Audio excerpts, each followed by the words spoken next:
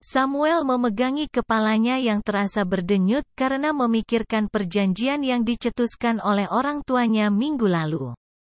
Masih terngiang dengan jelas semua perkataan orang tuanya di telinga Samuel.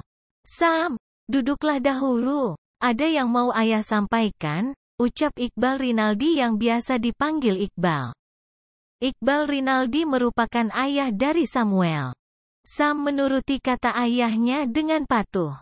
Sam langsung menjatuhkan tubuhnya di kursi yang berada di ruang keluarga tersebut tanpa prasangka apapun. "Bulan depan kamu sudah harus menikah," ujar Iqbal dengan wajah yang sangat serius. "Menikah?" Seakan tidak yakin dengan pendengarannya, Sam mengulang perkataan ayahnya barusan yang terasa laksana bom yang meledak di jantungnya. "Kamu bebas mencari wanita lain yang akan kamu jadikan istri, selain Jedar tentunya," ujar sang ayah dengan pandangan mata yang menatap putranya lekat. Mendengar ucapan ayahnya membuat kepala Sam menggelegar seakan mengeluarkan asap. Tetapi, Sam tetap berusaha untuk duduk setenang mungkin karena penjelasan ayah tidak hanya sampai di situ. "Apa maksud ayah? Bukankah ayah sangat mengetahui jika aku mencintai Jedar? Dan hal itu tidak dari kemarin, ya? Akan tetapi sudah semenjak 5 tahun yang lalu. Aku hanya ingin menikah dengannya," jawab Sam dengan nada tinggi. "Baiklah. Ayah tidak mau ribut denganmu karena berdebat denganmu tidak akan ada gunanya. Jika kamu memilih Jedar sebagai istri maka semua fasilitas kamu akan ayah tarik," jawab ayah tak kalah tinggi dari suara Samuel tadi. Dia menatap Sam dengan bola mata yang melebar seakan sedang membuktikan bahwa ucapannya tidak main-main. Setelah mengatakan pernyataan barusan, sang ayah langsung menghubungi asisten pribadinya yang bernama Ilhamdi. "Bekukan semua fasilitas Samuel sekarang," ucap Iqbal saat sambungan telepon sudah dijawab oleh seseorang di seberang sana. "Baik, Tuan." Mendengar kata-kata fasilitasnya akan ditarik oleh sang ayah, seketika membuat kepala Samuel berdenyut nyeri.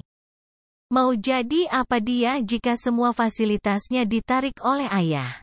Tidak akan ada lagi yang mau dekat dengannya, apalagi Jedar pasti akan menghilang bak di telan bumi melihat kehidupan Sam yang tanpa fasilitas mewah. "Tunggu ayah, apa tidak ada penawaran yang lainnya?" tanya Samuel memotong pembicaraan Iqbal dengan Ilhamdi. "Silakan ajukan penawaran asalkan tidak termasuk Jedar di dalamnya," tegas Iqbal dengan sorot mata setajam belati seakan ingin membunuh Sam saat itu juga. "Tetapi, apa tidak terlalu singkat waktunya?" tanya Sam dengan nada yang sudah mulai turun karena melawan ucapan ayah sangat tidak akan mungkin bisa menang. "Mengingat bahwa saat ini semua kendali ada. Katakanlah bahwa kartu mati Sam berada di tangan sang ayah."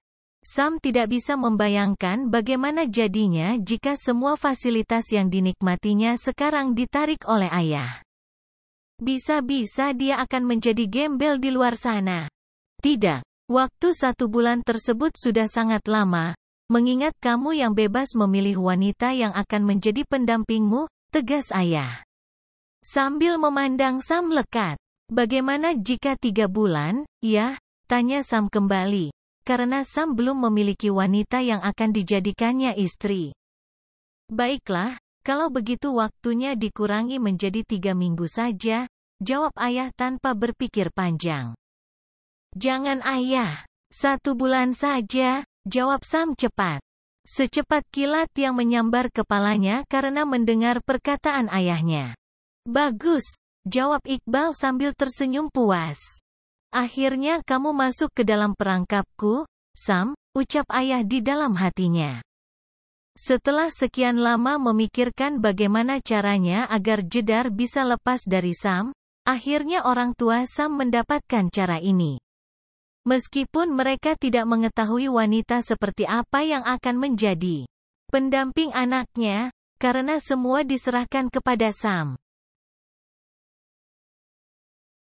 Drat! Ponsel Sam yang berada di atas meja bergetar. Getar ponsel tersebut seakan mengembalikan nyawa Samuel yang telah melayang jauh dari tadi. Pak Mulyadi, maaf Pak. Hari ini saya tidak bisa masuk bekerja, karena anak saya sedang dirawat di rumah sakit dari semalam. Samuel, baik, Pak. Mobil yang dikemudikan oleh Sam memasuki pelataran parkir rumah sakit. Sam bergegas menuju resepsionis untuk menanyakan keberadaan anak Pak Mulyadi. Setelah mendapatkan informasi dari resepsionis, Sam berjalan menuju ruang rawat Dahlia. Ruang rawat Dahlia merupakan ruang inap untuk pasien yang menderita penyakit dalam. Bagaimana keadaannya, Pak? Tanya Sam setelah melihat keadaan Keiza. Masih belum siuman dari semalam, Pak, jawab Pak Mulyadi dengan raut wajah yang sangat sedih. Setelah menjawab pertanyaan Sam, Pak Mulyadi dipanggil perawat. Pak Mulyadi mengikuti langkah kaki perawat yang menuju ke ruangan dokter yang menangani Keiza. Silakan duduk, Pak, ucap Dr. Alvin dengan sangat ramah dan wajah yang dihiasi senyuman. Terima kasih, Pak, jawab Pak Mulyadi sambil mendudukkan diri di kursi yang berada di depan meja. Dr. Alvin, keadaan Keiza sudah sangat kritis, Pak. Jalan satu-satunya yaitunya melalui operasi. Jika tidak dioperasi, takutnya penyakitnya akan menggerogoti bagian tubuh yang lainnya. Dr. Alvin menjelaskan, keadaan Keiza yang tidak kunjung siuman dari semalam. Tetapi, Pak, ucapan Pak Mulyadi menggantung di udara karena kepalanya sedang memikirkan uang dari mana untuk biaya operasi yang tidak sedikit. Pak Mulyadi berjalan gontai menyusuri lorong rumah sakit. Otaknya berputar-putar dengan sangat hebat memikirkan bagaimana caranya untuk mendapatkan biaya operasi yang tidak sedikit. Bagaimana, Pak? Tanya Devita istri Pak Mulyadi. Kata dokter, mungkin sebentar lagi Ki akan sadar, ucap Pak Mulyadi berbohong.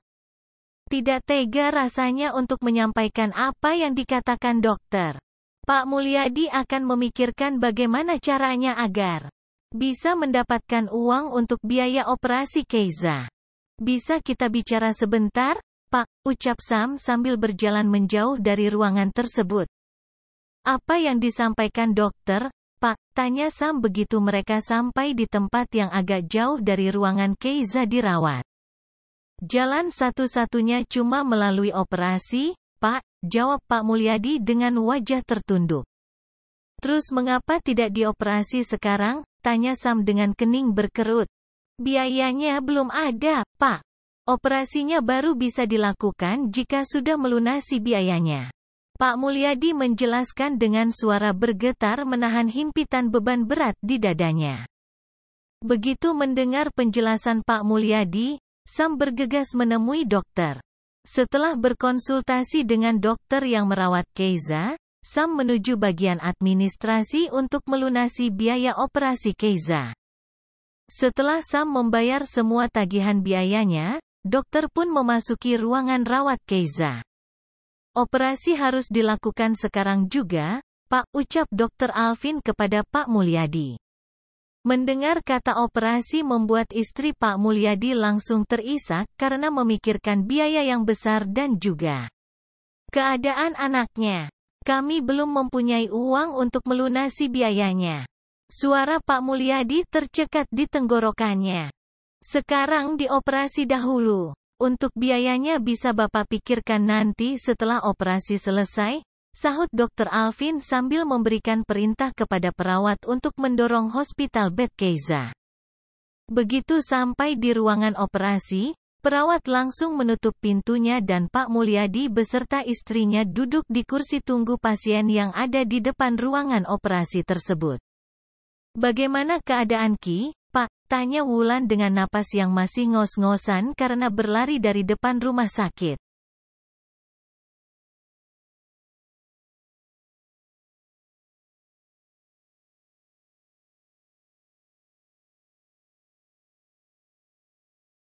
Wulan merupakan anak tertua Pak Mulyadi yang baru bulan lalu menyelesaikan masa putih abu-abunya. Sambil menunggu ijazah keluar, Wulan bekerja di sebuah restoran di desa tetangga. Wulan tidak mengetahui keadaan adiknya jika tidak dihubungi oleh ibu. Sedang dioperasi dokter di dalam, "Nak," jawab Pak Mulyadi. "Mudah-mudahan Ki segera sembuh, Pak. Kita cuma bisa berdoa, semoga dilancarkan," ucap Wulan sambil menggosok-gosok punggung bapaknya seakan memberikan kekuatan. "Iya, Nak," jawab bapak dengan senyum yang dipaksakan. "Biayanya belum tahu dari mana, Lan," ucap ibu dengan suara terisak. "Sekarang jangan pikirkan biayanya. Kita tunggu saja bagaimana operasinya. Setelah itu, baru kita pikirkan biayanya, Buk," ucap Wulan dengan senyuman hangatnya. "Sekarang yang terpenting adalah kesehatan Keiza, Pak," ucap Wulan dengan suara yang sangat tenang. Sam yang baru datang langsung bergabung dengan keluarga Pak Mulyadi. Keningnya berkerut menoleh ke arah Wulan. "Silakan dimakan, Pak," ucap Sam sambil memberikan 2 buah kantong plastik yang berisi nasi, aneka buah dan juga minuman untuk keluarga Pak Mulyadi. Sam sangat yakin bahwa Pak Mulyadi dan juga istrinya belum makan dari kemarin. Makanya, selesai melunasi biaya operasi tadi, Sam mencari makanan keluar. "Terima kasih banyak, Pak. Maaf sudah merepotkan," ucap Pak Mulyadi dengan rasa berat. "Sama-sama, Pak," ucap Sam sambil duduk di sebelah Wulan. "Bapak sama Ibu ke ruangan dahulu, Nak," ucap Ibu kepada Wulan. "Baik, Bu, biar Wulan yang nungguin Keiza di sini," jawab Wulan dengan cepat. "Kamu sudah makan?" tanya bapak. "Sudah, Pak. Tadi sudah makan sebelum berangkat ke sini. Saya ke sana dahulu, Pak. Ini kakaknya Keiza, namanya Wulan," ucap Pak Mulyadi sambil memperkenalkan putrinya kepada Sam. Setelah Pak Mulyadi menghilang di lorong rumah sakit, Sam menoleh ke arah gadis yang duduk di sampingnya. "Kamu masih sekolah?" tanya Sam.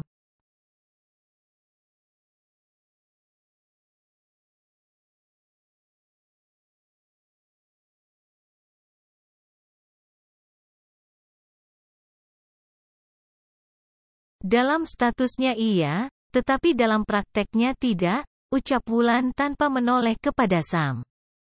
"Maksudnya?" Sam merasa aneh dengan jawaban yang diberikan Wulan.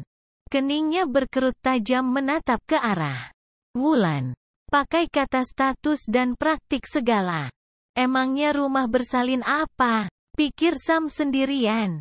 "Maksudnya adalah dalam statusnya saya masih pelajar kelas 12 SMA karena ijazah masih belum keluar." "Paham," jelas Wulan dengan nada yang tidak bersahabat sama sekali. "Oh begitu rupanya, bilang dong dari tadi," ucap Sam cuek tanpa memikirkan nada yang tidak bersahabat dari mulut Wulan. Hatinya terasa ada yang menggelitik saat mendengar jawaban judes dari bibir gadis itu. "Dasar aneh," bisik Wulan sendirian. "Kamu baru sampai di sini?" tanya Sam sambil memperhatikan Wulan. Dari segi wajah Wulan terlihat sangat cantik dan terkesan natural tanpa polesan makeup di wajahnya. "Iya, Pak. Baru dapat kabar dari Ibu tadi pagi, makanya langsung ke sini," jelas Wulan dengan suara yang tidak sekeras tadi. "Emangnya kemarin kamu di mana?" tanya Sam yang mulai tertarik untuk mengobrol dengan Wulan. "Aku bekerja di restoran yang berada di desa sebelah. Daripada diam di rumah, kan lumayan bisa bekerja selagi nunggu ijazah keluar," jelas Wulan dengan seulas senyuman manis di bibirnya. "Kapan ijazahnya keluar?" tanya Sam lebih lanjut. "Besok mungkin sudah bisa diambil. Apalagi rencana setelah itu?" ucap Sam penasaran. "Belum tahu. Mungkin mencari pekerjaan agar bisa menabung, karena aku ingin kuliah nantinya," ucap Wulan sambil memperhatikan Sam yang juga melihat ke arahnya. "Kalau mau kuliah mengapa kerja?" tanya Sam penasaran karena Sam tidak mengerti dengan jawaban yang dilontarkan Wulan.